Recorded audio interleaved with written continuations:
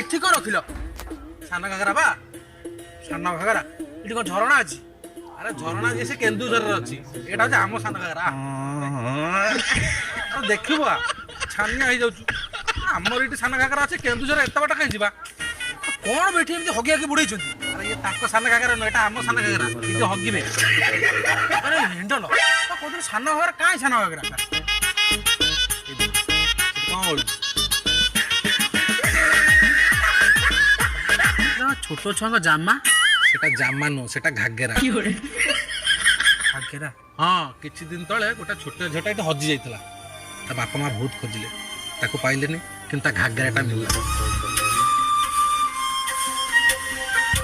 ଯେହେତୁ ସାନ ଛୁଆଟା, ସେଇଦିନଠୁ ଏ ଜାଗା ନା ସାନ ଘାଗରା ହେଇଯାଇଛି।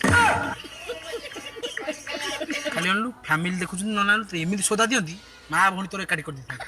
କାହିଁ ସବୁ ହଉଛି କହିଲୁ? ସାଙ୍ଗସାଥି ଗୋଟେ ଭୋଜି କରା।